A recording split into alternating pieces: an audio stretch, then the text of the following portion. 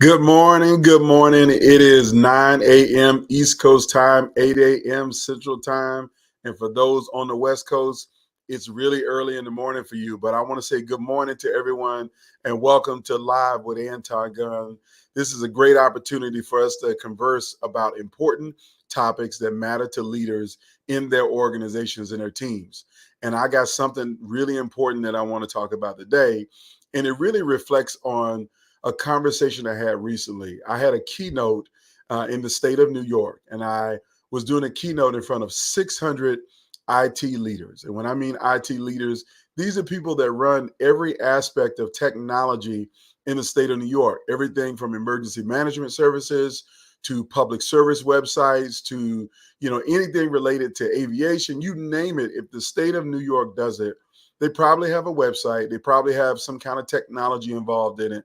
And so there are some leaders who are responsible for making sure that those technology things happen flawlessly, that they don't make mistakes, that they don't have downtime, they don't have errors, they don't have challenges, right? So very complex jobs that all of us depend on. I mean, we think about the basics of being able to do anything. There is a tech support apparatus that's attached to it. So you want to understand, and maybe you don't want to understand, but I'm going to tell you that in this world today with AI, with all kinds of innovation and disruption, whatever was good for technology a week ago is not good today. And what it was 6 years ago definitely is light years away today. And so these leaders and their teams are changing dramatically. They're evolving dramatically. They face challenges constantly. There's a speed and a pace of change that is unprecedented on a lot of these teams. And so those challenges provide other opportunities for other challenges to grow up, which is you're adding new people to your team. So if you had a culture in your organization that you thought was stable because you had your, team the way it was, and then all of a sudden 6 months later, you're having to add a whole nother department because generative AI has transformed the way you do business. And so now you got a whole new team. And so it can feel unwieldy. It can be out of control. There's all kinds of challenges that can happen to you if you're in the tech sector. Now, maybe you're not in the tech sector. Maybe you just work in customer service. Well, customer service has evolved over the last 5 or 10 years. I mean, the speed of customer service is the most important thing now. Like, you don't have 24 hours to get back to people. People are expecting a response in 5 minutes. They're expecting a response in 30 seconds. And if you don't respond in 30 seconds, they're going to believe that you don't do business well, that you don't do business good.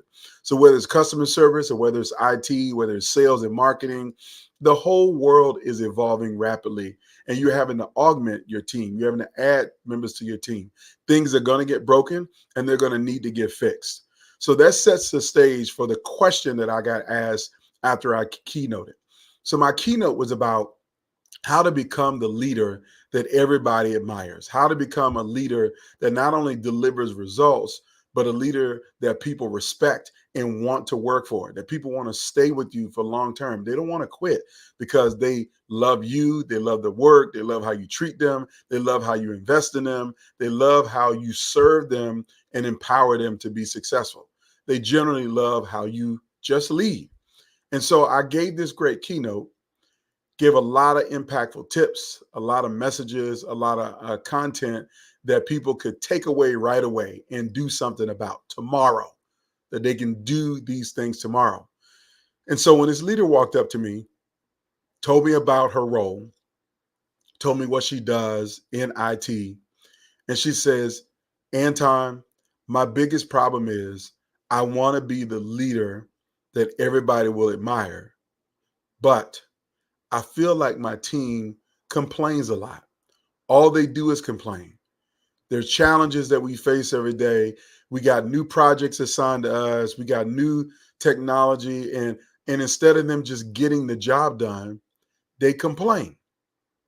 So this leader says, you know what can I do about my team complaining? How do I stop my team from complaining? And that's why I wanted to take today's conversation is to talk about how to deal with complaints on your team. Because here's what will happen if you don't deal with them. If you don't deal with complaints, your team will think that you don't care about them, that you don't listen to them, that you're not trying to help them to be successful. And then there will be a spirit of distrust that starts to breed on your team. That people will go on the thing that I talk about in my keynotes. I call it the 8 stages of alienation. And I'll recount them probably at another time.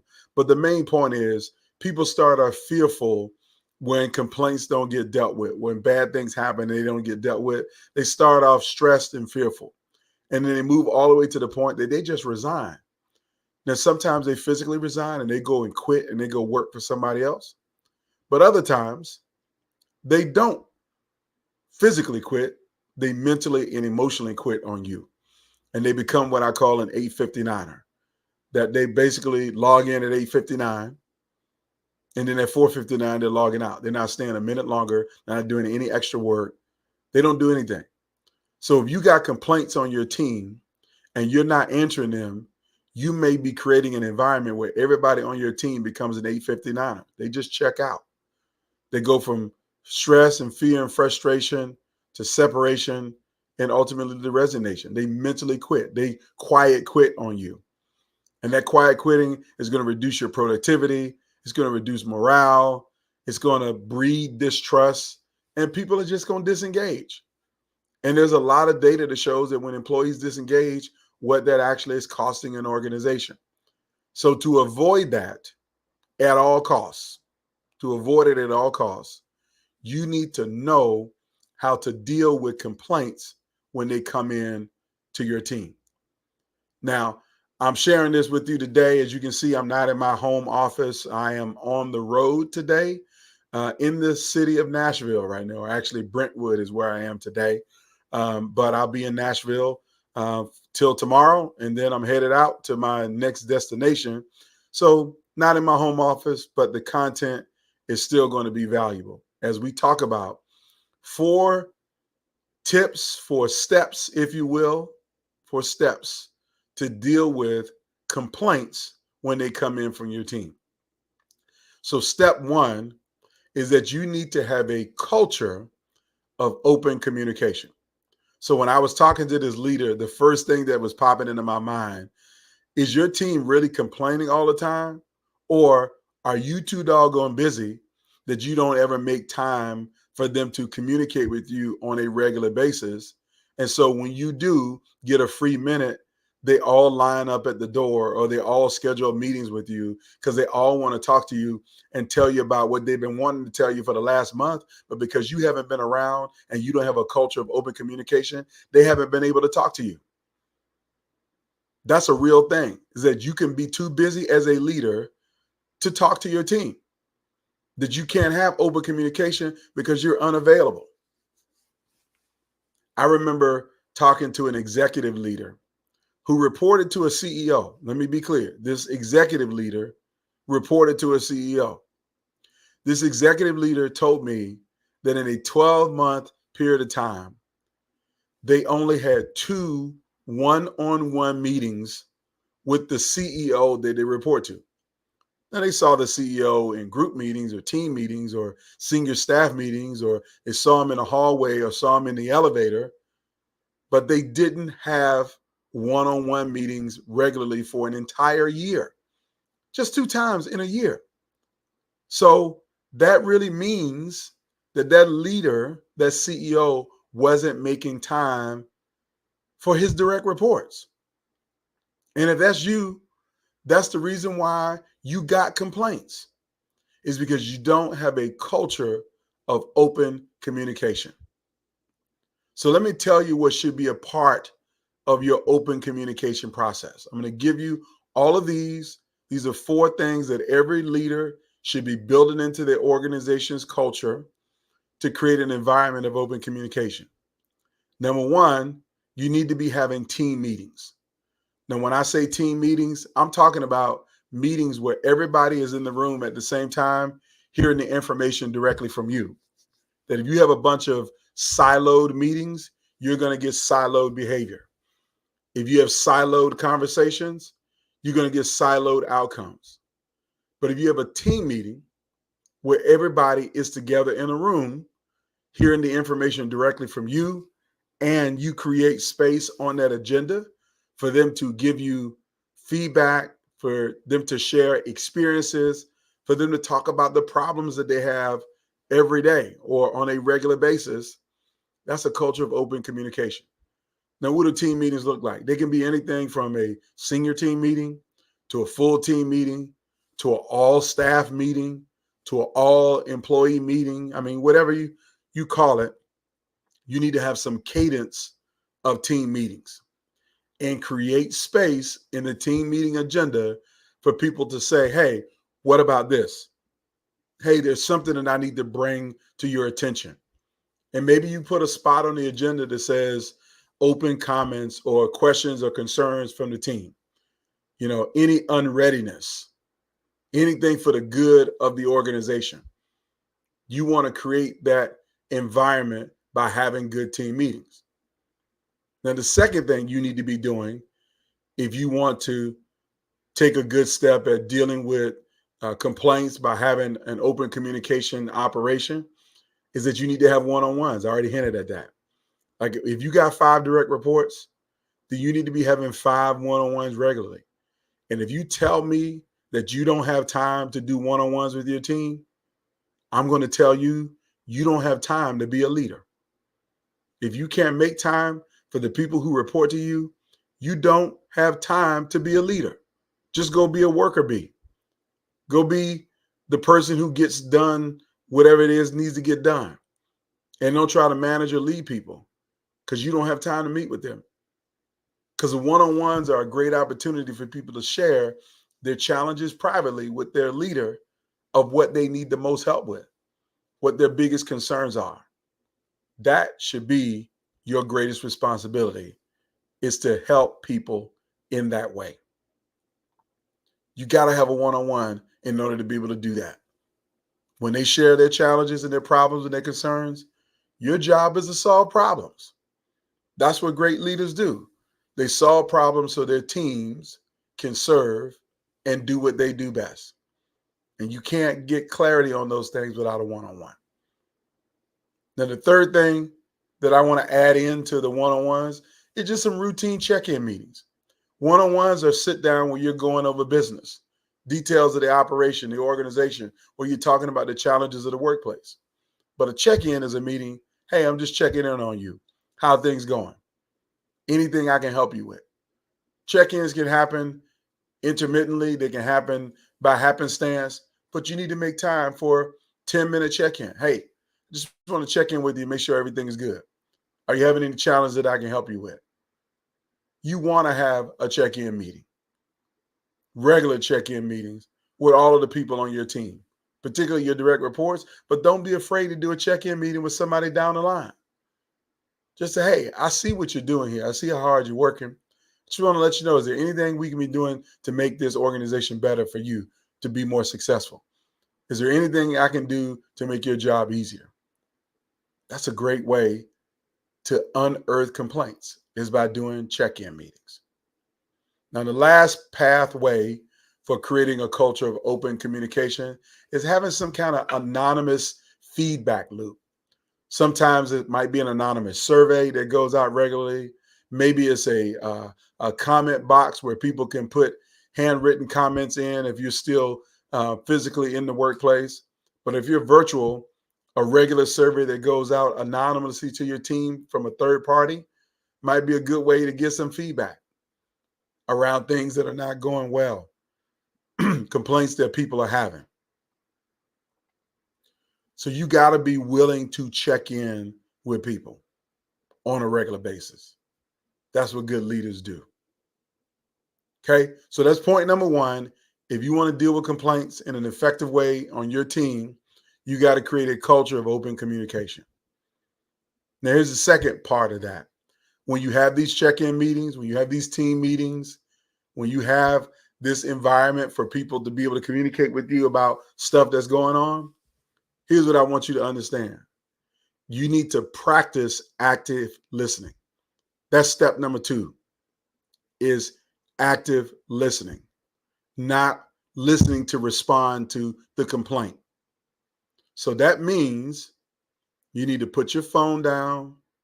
You need to downsize all of the other screens on your computer. And you need to look intently and make eye contact with the person who's sharing with you. Nod your head. Say that you understand. Repeat back what they said to you. Ask clarifying questions.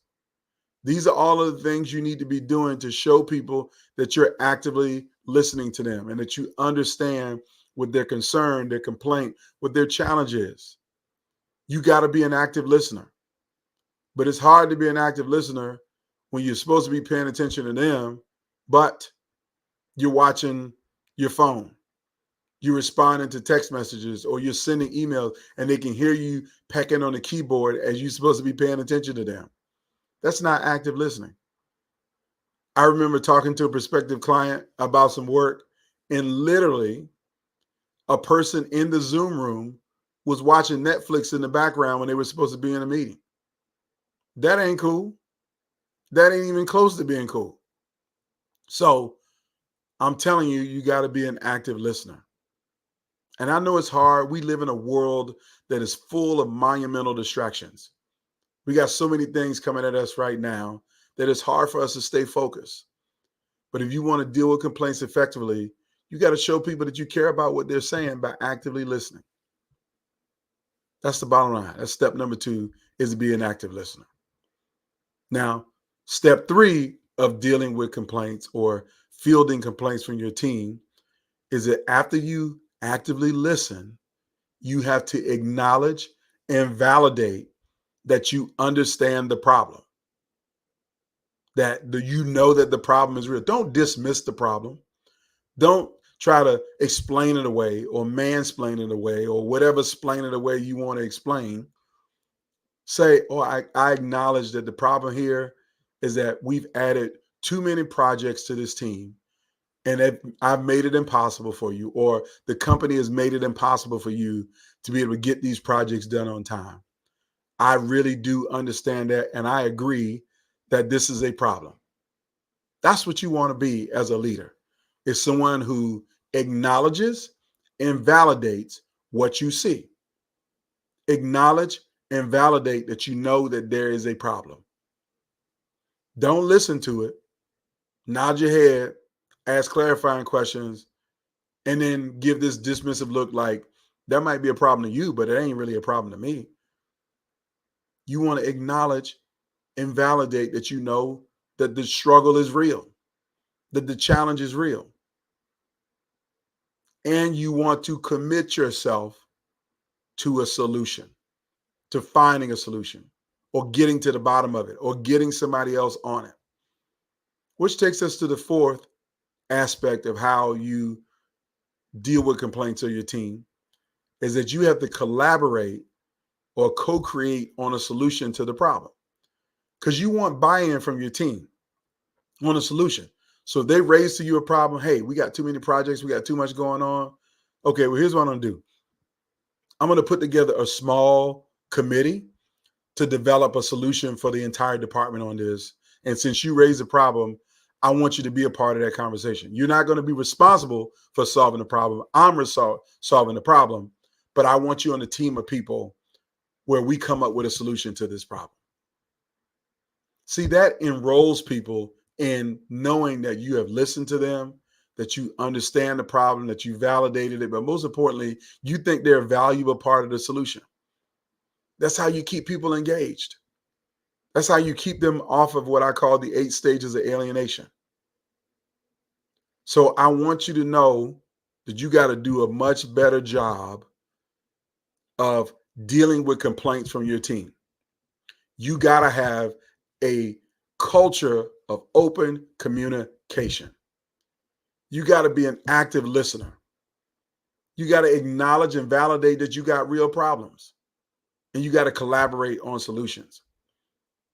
And I want to say good morning to my guy, John Register, an amazing human being, speaker, author, an incredible person to teach people resiliency, how to overcome adversity, how to conquer the challenges that we all have. Good morning to you, John. I appreciate you being on this morning. So for the rest of you who are sitting back lurking and watching, struggling with your team, I hope this has been helpful to you. Literally, when I finished that keynote and that leader said to me, I feel like my team complains too much, the first question in my mind is, are you available to your team for them to hear from you on a regular basis? Or are you so absent and so busy and your door stays closed and you're never in this meeting because you're always in another meeting? You're spending all your time managing up, kissing up to the boss, kissing up to somebody else, that you don't make time for your team. That's a problem. If you don't make time for your team, you're going to have complaints. Those complaints are going to turn to stress, fear, distrust, anger, frustration, isolation, separation, and then ultimately resignation. And when your team quits on you, at the end of the day, you will be the one that's held account for the failure of the work not getting done in your organization. Why? Because you feel like your team complains too much. Because you haven't created a culture of open communication. You don't have regular team meetings. You don't do regular one-on-ones. You don't check in with people. And you don't have an anonymous feedback loop. Because if you had a team meeting, you had one-on-ones, regular check-in, and anonymous feedback group, then you should never feel like people are complaining. And you shouldn't look at complaints anyway as something negative. Complaints are positive tools for you to get information about how you can improve. Every ounce of feedback, positive or negative, is something that can help you to improve if you choose to get that feedback and use that feedback. So first step to dealing with complaints is creating that culture of open communication. I cannot stress this enough, because if you don't get step one right, how can you really do step two of active listening the right way? If you don't have a culture of open communication, people won't share it with people if they don't feel like it's an open, safe environment. You know, I'm talking to another client about keynoting their event this fall, and one of the things they said to me was about psychological safety. That they want to create an environment of psychological safety so all of their employees feel comfortable speaking up when they see something wrong. But they don't have that now. And I will go back to this. They don't have a culture of open communications. So you got to create that environment.